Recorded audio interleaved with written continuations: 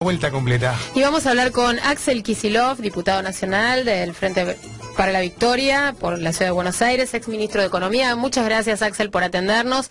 Andrea Recupero y el equipo de La Vuelta Completa te saludan. Bueno, ¿cómo andan? Muy bien, con muchas ganas de hablar con vos hace un tiempo. Sí, Sabemos sí, que estás súper ocupado. Sí. ¿No? La verdad que está un poco intensa la cosa, pero me alegro de haber podido. Bueno, nosotros también. Muchas gracias por atendernos. Y además en un día como hoy, ¿no? El día después de la aprobación del presupuesto. Por lo tanto, bueno, para arrancar me gustaría un balance de lo que es y de lo que significa este presupuesto que se aprobó en el Congreso de la Nación para los argentinos. Mira, es un presupuesto, así para decir una palabra, la verdad que desastroso, pero para abrir un poco la caja de lo que contiene, lo primero que hay que decir es que prevé para el año que viene una caída muy fuerte de la economía, es decir, recesión, locales que cierran, empleos que se pierden, una caída de la producción de la Argentina que en el promedio andará, según el Fondo Monetario Internacional, por los 2,6 puntos de caída.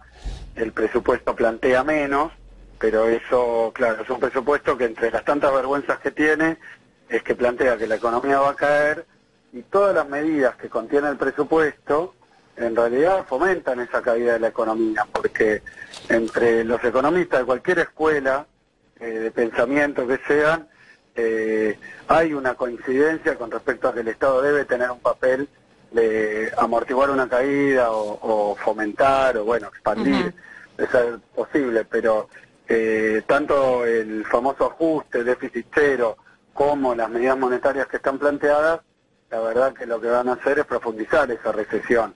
Es decir, que la recesión que está estimando no contempla la caída adicional por esas políticas públicas. Segundo, el presupuesto que nos trajeron es un presupuesto de nuevo dibujado, pero al extremo de que fue hecho antes de que por las corridas cambiarias y después la expulsión, digamos, de primero Sturzenegger y después Caputo, fuéramos de nuevo a negociar, por decirlo de alguna manera, un acuerdo con el Fondo Monetario Internacional. Es decir, que es como que yo te diga, mira, lo que va a pasar el año que viene es esto, que es lo que dice el presupuesto, y después de eso vino el pasaron cosas, la tormenta. Es decir, que es un presupuesto que es una cargada, porque lo que le hicieron votar hoy al Senado, ayer al Senado y bueno, hoy, y a la Cámara de Diputados, es un presupuesto que está completamente invalidado por lo que el propio gobierno después decidió. Y en tercer lugar, me parece que no hay sector que se salve, exceptuando las líneas bonitas de este gobierno, que son la energía, las finanzas y los grandes exportadores de cereales, porque ni siquiera los pequeños productores agropecuarios, ni siquiera el campo. Pero excepto esos tres sectores, le pega a los jubilados, le pega al comercio, a la industria, a la clase media, le pega al trabajador estatal, a los maestros, a las universidades, a la ciencia y a la tecnología. Yo nunca había visto en la historia argentina, y lo estuve repasando, un presupuesto que sea de un ajuste tan feroz como este en todas las partidas, en la obra pública, le pega a la provincia de Buenos Aires, que Macri había en la etapa anterior trataba de priorizar la gobernación de Vidal, pero esta vez le hace un recorte muy fuerte incluso a un sector tan necesitado como es el industrial de la provincia de Buenos Aires, los sectores vulnerables. Sí. Es decir, que es un presupuesto que no tiene una sola cosa buena, lo único que crece es la partida de los intereses de la deuda externa, que crece un 50%, todo lo demás para abajo. Bueno, mucho para preguntar y repreguntar sobre todo este panorama que estás analizando, pero antes de seguir con el tema económico, me gustaría un análisis de lo que sucedió en el Senado desde el punto de vista político, de estos movimientos que se dieron en el interbloque de Argentina Federal, ¿Cómo evaluás o cómo calificás o pensás que algunos senadores hayan votado a favor de este presupuesto, incluso cuando no han conseguido todo lo que querían para sus provincias? Mira, yo creo que el modelo llamémoslo de gobernabilidad, que planteó el PRO, que básicamente consistía en que teniendo minoría en las dos cámaras, se dedicaba a obtener una mayoría circunstancial a través de diferentes recursos, ¿no? Sí. El PRO lo hizo el primer tiempo, me acuerdo cuando fue el pago de los fondos buitres, que hubo una especie de terrorismo mediático sobre los diputados y senadores. El que no votaba, lo que decía el PRO que era buenísimo para todos, como el blanqueo, los fondos buitres, la presunta reparación histórica, que terminó siendo una estafa mortal, pero cualquiera que no votaba con ellos era poco menos un traidor a la patria, ya sea porque eran leyes buenísimas, porque sus nombres eran muy lindos, o sea porque si no lo hacíamos, si no acompañábamos esas medidas, le quitábamos gobernabilidad y era poco democrático. Me parece que al principio funcionó mucho esa extorsión mediática, después también le agregaron una extorsión sobre los recursos, que era amenazar a todos aquellos que no votaban los presupuestos, sobre todo a los legisladores provinciales, que les iban a cortar los recursos para las provincias, y después también yo creo que algunos de los que acompañaron todas estas medidas del gobierno puede ser que estén de acuerdo, con lo cual aunque hayan formado parte de nuestro gobierno y en un momento digamos de mayoría del kirchnerismo, del peronismo, hayan estado de este lado, me parece que están exhibiendo que piensan muy parecido a Macri. Sí. Entonces hay una serie de situaciones que uno podría decir que con el paso del tiempo se han ido tensando, a punto tal que es cierto que fue aprobado de nuevo el presupuesto con votos de la, entre comillas, oposición, que por votarlo deja de serlo, ¿no? Pero llamémoslo oposición, por lo menos no es oficialismo. Lo que es cierto es que cada vez esas mayorías que construyen son más pequeñas, más exiguas, más circunstanciales y no exentas de bastante conflicto político, incluso al interior del bloque del Frente Renovador, de lo demás se rompió por el presupuesto, sí, y ahora se rompe también el bloque Pichetto, o sea que esos bloques que conjugaban diferentes situaciones, ¿no? ¿Podemos leer esas rupturas, esos movimientos como un acercamiento hacia Unidad Ciudadana? Me parece que eso es un camino claro hacia lo que llamamos unidad, pero a mí me parece que la unidad es algo que por naturaleza uno debería plantear, no entre iguales, porque si no, si son iguales ya están unidos, pero entre diferencias de matices o de algunos puntos, ¿no? Porque la unidad, como que diga, queremos la unidad de el kirchnerismo y el PRO. No va a pasar porque si no sería también una estafa al electorado, por más que uno plantee desde el punto de vista del juego democrático y político, obviamente si hay tal diversidad, tal diferencia en los pensamientos, no se puede plantear la unidad. Y ahí creo que está el punto central. Yo creo que lo que faltaba definir cuando se hablaba de la unidad era algo que está entredicho o de alguna manera insinuado o hasta dentro del término de unidad preestablecido, pero que no era lo que pasaba, que era que la unidad tiene que ser una unidad de los opositores a este gobierno. Y lo que creo que se va definiendo con el paso del tiempo es quiénes son opositores y quiénes no. Y quienes tienen otra vocación, otro interés o otra forma de ver las cosas. Entonces lo que no están decididos a hacer oposición, y la verdad que me parece un esfuerzo bastante inconducente intentar hacer una unidad con claro. ellos, y creo que lo que se va definiendo con el paso del tiempo, y también con algo que yo ahí les doy un margen, digamos, de duda. Puede ser que alguien haya pensado al inicio del gobierno de Macri, tal vez confundido por la campaña electoral de Macri tan mentirosa, que el gobierno iba a ser un gobierno, digamos, con algún factor a favor de las mayorías populares, aunque no sea lo mismo o todo. Y yo creo que con el paso del tiempo hay que estar, ni siquiera diría muy pero muy ciego, sino que diría que ya a nadie le queda duda de que este es un gobierno neoliberal puro y que favorece determinados intereses, persigue y perjudica a las grandes mayorías. Entonces, hoy algo que al principio uno podría decir, bueno, tal vez, porque me acuerdo los primeros meses del gobierno Macri que yo empecé públicamente ya con una posición muy dura, opositora, también mirando cuál era el programa económico, para mí no había ninguna duda, no era por posicionarme Claro. ante la opinión pública, sino que me parecía que acá, si vos abrís las importaciones, devaluar, bajar los salarios, subir la tasa de interés y al mismo tiempo haces un tarifazo, la verdad que el resultado de esa batería política no puede ser el bienestar de la mayoría. No podía ser otro que digamos, y que de hecho en la ciudad había adelantado Macri también cuando fue jefe de gobierno algunas de estas medidas que después aplicó a nivel nacional. Claro, lo que pasa es que una cosa es administrar la jurisdicción más rica del país con una etapa de fuerte crecimiento y abundancia de recursos, como fueron los 12 años y medio. Otra cosa distinta es manejar la macroeconomía, las relaciones internacionales.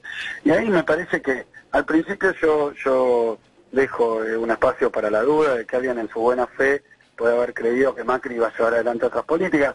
Lo digo porque la verdad que tanto en campaña electoral como en el discurso de Macri al principio, y no era un discurso de ajuste, de austeridad, de persecución de la oposición, de persecución de las organizaciones sindicales, era más bien no van a perder ningún derecho, todo lo que anda bien sigue.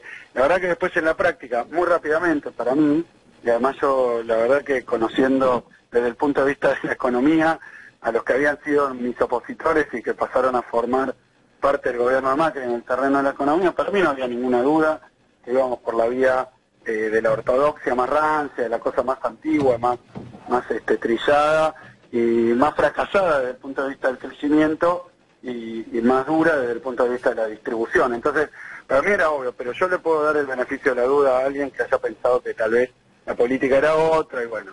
Pero a esta altura hay que tener ganas de votar este presupuesto de Macri, ¿no? Axel, antes de volver al tema político y el tema de la unidad, que me parece que hay algunas cosas que me gustaría profundizar y repreguntar, ¿qué te pareció la declaración de ayer del ministro de Hacienda, de Duhovne? Nunca se hizo un ajuste así sin que caiga el gobierno. Y mirá, tendría que repasar, pero me parece que es verdad.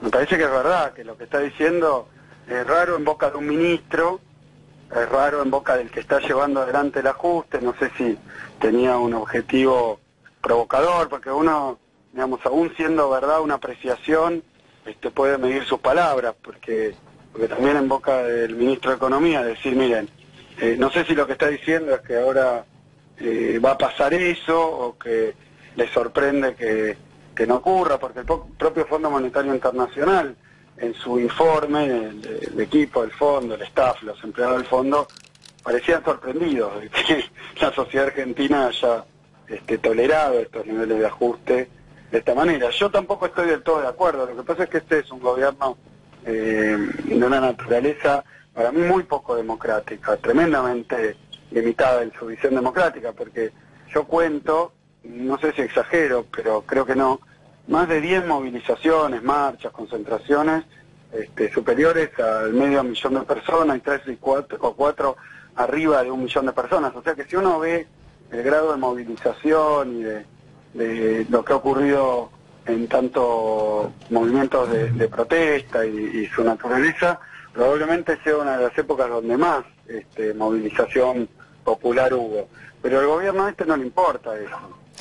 Axel, sí, mis compañeros quieren, acá se mueren de ganas por hacerte preguntas, así que bueno, vamos a escucharlo. ¿Cómo estás, Axel? Bueno, te saluda Martina Daro. Quería preguntarte, porque ayer lo escuché al diputado Moró, que dijo que, bueno, Argentina inexorablemente va camino al default, y por otro lado Budut, que dijo que se viene una próxima corrida cambiaria en marzo, y alertó sobre eso. ¿Vos cómo ves este tema económico? ¿Hay posibilidades de default, de una nueva corrida? Mira, el diputado Moró, la verdad que lo que dijo puede haber sido tranquilamente tomado de varios informes internacionales y que han bajado la calificación recientemente de Argentina, la agencia Fitch, Standard & Poor's, que no son kirchneristas, no son esas agencias de calificación absolutamente afines y cercanas a los mercados. Pero el punto uno es que Argentina en realidad se quedó sin financiamiento en febrero de este año. Y eso no se convirtió en un default, dado el grado de vencimiento que tiene la deuda que el propio Macri había tomado en los años anteriores. No fue default pura y simplemente porque fueron corriendo al fondo, el fondo llegó con una ambulancia y evitó el default aportando los fondos que el mercado no daba. Lo que es verdad es que hoy depende de que el fondo haga los desembolsos para que el gobierno pueda pagar los vencimientos. O sea que hoy, como pasó en 2000, bueno, ya desde 98 más o menos, Argentina empezó a depender plenamente con una misma batería de políticas y algunos con los mismos funcionarios, ¿no? También, depende de que el fondo no le baje el pulgar. En 2001, lamentablemente, en un momento, el Fondo Monetario decidió no hacer un desembolso, era de 1.700 millones de dólares, Argentina no tenía dónde obtener esos recursos y bueno, cayó en default. Hoy, sinceramente, si el Fondo Monetario corta su asistencia o en alguna revisión decide no renovar, no hacer los próximos desembolsos, también va a haber una situación muy complicada. Entonces, técnicamente uno podría decir que si no estuviéramos bajo un programa de crisis del fondo como el que tenemos, Argentina no tendría los recursos para pagar la deuda. Después eso se ha evitado por esta situación y depende de la voluntad del fondo, de las condiciones de mercado, pero sí, hemos entrado en una zona de riesgo muy notoria, sobre todo porque esta situación en la que estamos, que se llega después de 2 años y poco del gobierno de Macri, porque ocurre a principios de año, es pura y exclusivamente responsabilidad de la irresponsabilidad con la que Macri tomó deuda, que contrajo deuda por 100.000 millones de dólares adicionales y obviamente nos puso ahí en la frontera de la incobrabilidad. Entonces, bueno, él mismo produjo esta situación con su política económica, cosa que el Fondo Monetario no se priva tampoco de decir en su informe, cuando dice que fue una política inconsistente, que incluso la comunicación que hizo Macri del acuerdo con el fondo produjo inestabilidad financiera, corridas. Es decir, que hasta el propio fondo le pone a Macri toda la culpa de la situación en la que estamos. Axel, ¿cómo te va? Julio Sicone te saluda. Un gusto. ¿Cómo andas? Bien, bien. Axel, vos sabés que para los que no somos economistas y nos dicen, bueno, aumenta el dólar, sube el dólar y suben los precios, ¿verdad? Ahora, ¿qué pasa? Ahora está bajando el dólar a costa de estas altas... No, ayer subió. Ayer subió un poquito, pero digo, más allá de que haya bajado y subió, los precios no bajan. ¿Por Claro. qué?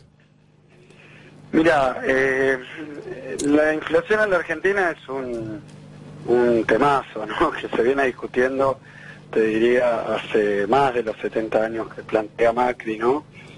Porque tiene que ver con cuestiones estructurales, más adelante también culturales, qué sé yo, uno le pregunta, vos decís, para el que no es economista, pero hay mucha gente que no es economista, ni tiene ninguna sofisticación financiera, y es lógico, pues se dedica a otra cosa, pero ahorra en dólares, ¿no? Por ejemplo. Claro. Es una costumbre muy extendida en los sectores medios. Los sectores altos no te ahorran en dólares, sino que se fugan todo lo que pueden. Uh-huh. Entonces acá esa atracción que tiene el dólar en la economía argentina hace que haya una dependencia muy fuerte en varios planos. Un plano tiene que ver con la estructura productiva, donde se importa una parte importante de bienes básicos y otra parte se exporta, con lo cual, sobre todo con la política de Macri, los precios internos dependen de los precios a los que se vende o se compra afuera y también del nivel del dólar. Entonces una devaluación se traduce directamente al precio de los productos importados. Y en la estructura productiva argentina, eso significa una parte importante del consumo incluso de alimentos, es decir que hay una transferencia muy fuerte al dólar. Ahora, ¿qué ocurre? Esa transferencia del valor del dólar a los precios va ocurriendo con el paso del tiempo, después de una devaluación. Acá Macri, irresponsablemente, por los errores que marca hasta el propio Fondo Monetario, produjo una devaluación de prácticamente 100%, más de 100% desde que se inició el año. Uh-huh. Entonces es de esperar que una parte muy importante de esa devaluación se descargue los precios. Pero la inflación no fue del 100%, suponete que este año va a ser del 50%. Es decir que hay un proceso de transmisión, en economía tiene un nombre en inglés que es pass-through, digamos, pasaje, algo así, transmisión, el dólar a los precios en general, porque no todo tiene, qué sé yo, un corte de pelo, ponele, tiene un componente en dólares muy pequeño, pero el peluquero para vivir accede a bienes que también tienen un componente dolarizado. Es decir que es como que se va contagiando el valor del dólar a diferente velocidad a diferentes productos, pero no lo hace ni plenamente ni inmediatamente. Entonces yo te diría que la devaluación de 23, ese 23 que Lilita Carrió dijo que ya era el precio del dólar, al 42, se empezó a transmitir a los precios, y después que haya bajado a 36 o ahora 37, con respecto al nivel que había a principio de año o hace 4 meses, todavía falta trasladar aún en el 37. Es decir, que el dólar no ha bajado, sino que primero ha pegado una patadón para arriba, y mientras se estaba transfiriendo solo dólares, también tiene un nombre en inglés que es, perdón que me ponga un poco más técnico porque es un tema complicado, que se llama overshooting, que hay veces que el dólar sube mucho y después empiezan a tomar ganancias, entonces baja, alguno vende dólares que tenía porque lo ve que está alto, entonces se va estabilizando. Supongamos que se estabilizó en 37, eso significa de los 19 del año pasado, más del 100% de devaluación. O sea que la transferencia a los precios todavía está en curso. Ahora, si vuelve a 19, ahí podríamos ver qué ocurre con los precios, ¿no? Porque un precio de un producto importado con un dólar de nuevo a 19 debería bajar. Pero la verdad que la reducción que hubo estos días es poco, será un 10%, cuando había subido un 100%. Entonces, es cierto lo que vos decís, pero la transmisión de la devaluación a los precios todavía no había ocurrido plenamente.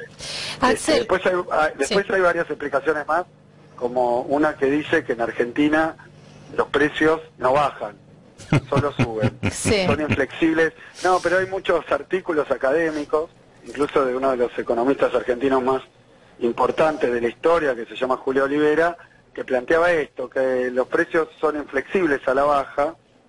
Entonces, que cuando los precios se tienen que acomodar, sube un precio y como después no baja, para equilibrarse o para regularse con los otros precios, tienen que subir todos los demás. Y eso genera una dinámica inflacionaria. Pero bueno, me puse muy técnico, porque la pregunta es bastante es compleja. No tiene... Sí, podría ensayar una respuesta sencilla, que es simplemente que este gobierno devaluó y además no se mete a cuidar el bolsillo de la gente. Entonces también los precios suben, no es que el gobierno llama, convoca a las empresas y le dicen, bueno muchachos, ustedes lo pusieron al dólar al precio equivalente al dólar a 42, ahora baje. No, deja que todas las cosas anden solas, y como todo el mundo sabe, cuando el mercado anda solo en un país como en Argentina, no anda bien, anda mal. Uh-huh. Ahora, ante este panorama, ¿no? Esta desazón que nos produce la economía, pero no una desazón espiritual o emocional, sino que, bueno, vamos al supermercado y la plata no alcanza para nada. Sí, desazón para algunos, hambre para otros. Exacto, querés cargar... dificultades para todos. Ya no se puede tomar un colectivo prácticamente, ¿no? Está todo muy complejo y muy difícil. Me gustaría que nos enfoquemos un minuto en el futuro, ¿no? Sí. Porque bueno, hay elecciones el año que viene y evidentemente lo que va a estar en primer plano es una disputa entre dos modelos, ¿no? Puede haber otras opciones, pero bueno, la cosa va a ser esa, ¿no? Con un modelo como el que encabezó el Frente para la Victoria o con un modelo consensuado, ¿no? Con otros opositores, ¿se puede salir de esta crisis? ¿En cuánto tiempo? ¿Cómo? ¿Hay futuro para nosotros los argentinos? Mira, primero tomo porque me parece muy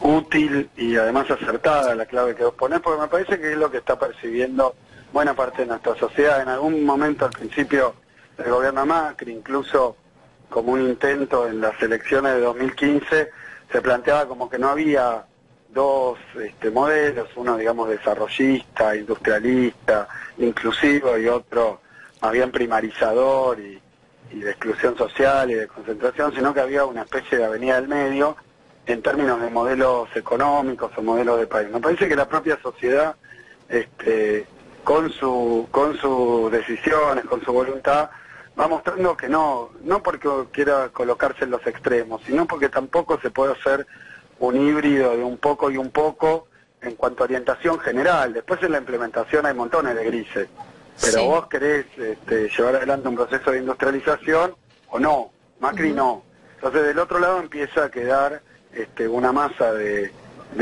dirigentes, de organizaciones, de tradiciones, de ideas, y me parece que eso se ha ido aclarando fuertemente en el último periodo, incluso en la última elección del 17, ¿no? Que terminó bastante polarizada, a pesar un poco de ese intento, que me parece que más bien de dividir el campo popular, más que de plantear otro modelo neoliberal más popular, es más bien tratar de dividir el campo popular, y me parece que es una estrategia del propio gobierno, plantear que hay otras dos opciones de oposición y entonces tratar de generar una división del voto opositor y de las organizaciones de la oposición. Que por eso te decía que hoy, en el mismo sentido, es más claro que o te parás del lado del gobierno o te parás del lado de la oposición, y si estás del lado de la oposición y querés que cambie este gobierno por otro distinto, entonces naturalmente vas a confluir a una unidad. Si no, no querías y terminás del lado del gobierno. Me parece que esa es una dinámica de la política y que está quedando bastante clara. Sí. Ahora, con respecto a los tiempos, ¿qué se puede hacer? Yo he visto y he estudiado, por lo que me dedico, varios procesos de recuperación de la economía argentina, y sinceramente si uno da con las medidas acertadas, y también depende de la coyuntura internacional, de precios, de la situación geopolítica, de varios factores, pero la verdad que si uno da con las medidas adecuadas, la economía argentina tiene capacidad de recuperación. Después hay problemas como el endeudamiento externo, que hay que darle un tratamiento.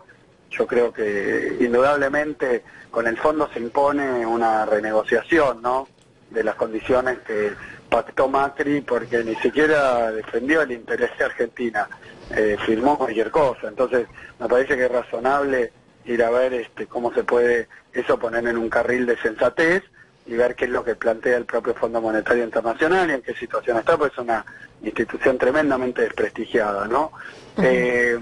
Así que yo en eso soy optimista. Creo que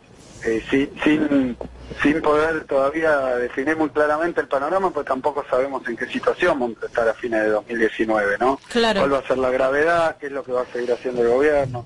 ¿Se va a persistir con estas medidas? O si por el contrario, algo que se muestra cada vez más como un arco opositor más consistente, le puede poner límites, frenos, trabas, Claro.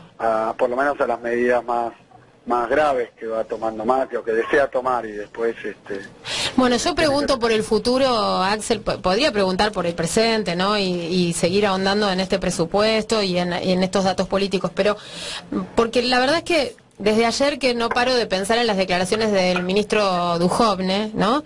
Y él le está diciendo a la sociedad, de hecho le ha dicho a los inversores, les digo que se queden tranquilos, que Cambiemos va a ganar las elecciones, que la sociedad no vuelve al pasado, y que cuando Cambiemos termine el siguiente mandato en 2023, así lo dijo literal, lo estoy leyendo, van a estar a la vista los buenos resultados y finalmente vamos a ver tasas de crecimiento mucho más elevadas y la discusión va a ser muy distinta. Allí va a ser antipopular proponer cambios radicales a los que venimos haciendo. Entonces, bueno, Cambiemos está hablando mucho del futuro, ¿no? Y de un futuro que parece que primero era el segundo semestre, después era la luz al final del túnel y ahora parece ser el 2023. Y hay un sector, claro, y hay un sector de la sociedad que parece ser permeable aún ahí en medio de esta crisis a este discurso. Por eso pregunto por el futuro y por el futuro Sí, de un modelo nacional y popular, ¿no?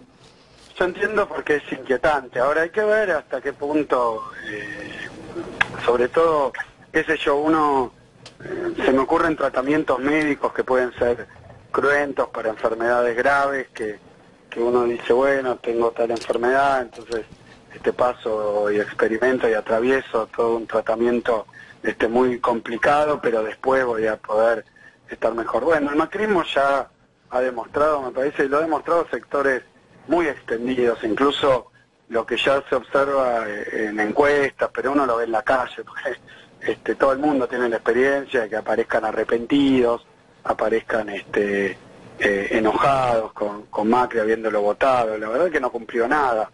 Entonces, creo que el que diga, bueno, está bien, entonces se viene 5 años más de dolores para después encontrar la satisfacción de...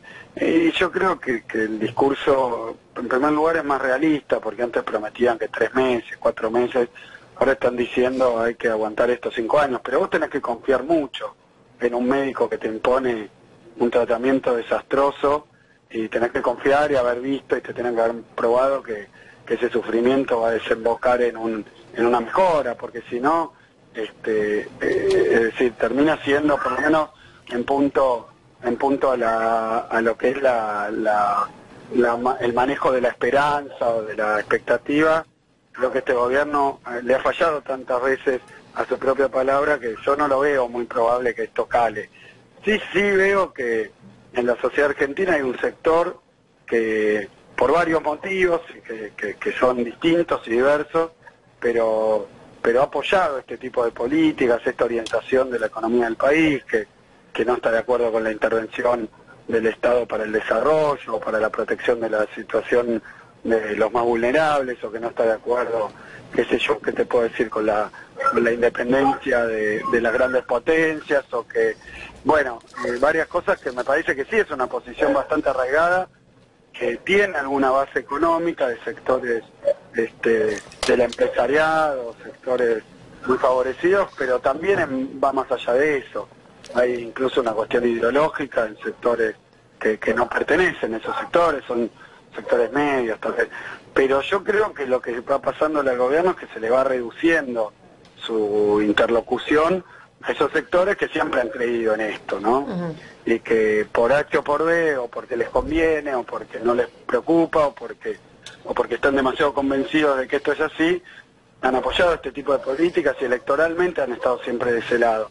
Ahora, lo que sí creo también es que hay una parte muy importante del electorado del PRO que ya lo han estafado varias veces, y yo no creo que ahora, por más que se repita esto, incluso que a fines de 2019 la economía, después de caer violentamente como lo está haciendo, empiece una suerte de pequeña recuperación, pero me parece que desde una plataforma muy baja. Es decir, que el grado de desempleo, de exclusión social, de situaciones muy complejas, cómo eso va afectando también en la calidad de vida, en la seguridad, en la falta de acceso a cosas básicas, pero también a cosas importantes como el entretenimiento, cosas que son derechos, ¿no?, de la ciudadanía. Bueno, yo no lo veo, pero también depende de que nosotros como oposición podamos explicar bien esta situación y además darle una alternativa bien clara y lo más atractiva posible, ¿no? Entonces sí se puede, sería. No sé. Para usted, digo, sí se puede cambiar, ¿cómo no? No, ni cambiar, ni si se puede, son palabras con las que yo lo formularía.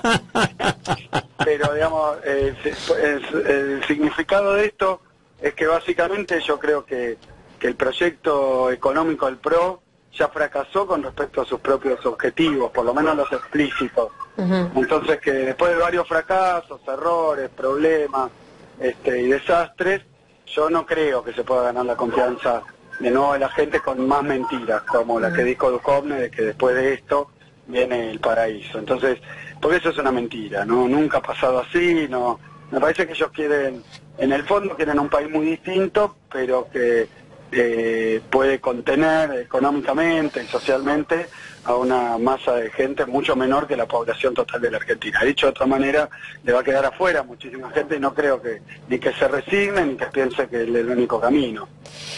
Axel, muchas gracias por esta comunicación. Nos quedan muchas cosas para conversar y charlar, pero bueno, esperamos que podamos hablar pronto de nuevo y bueno, vamos dosificando las preguntas. Bueno, muchísimas gracias. No. Un beso grande a ustedes, a la audiencia. Gracias a vos. Buenas tardes. Hablábamos con el diputado Axel Kicillof.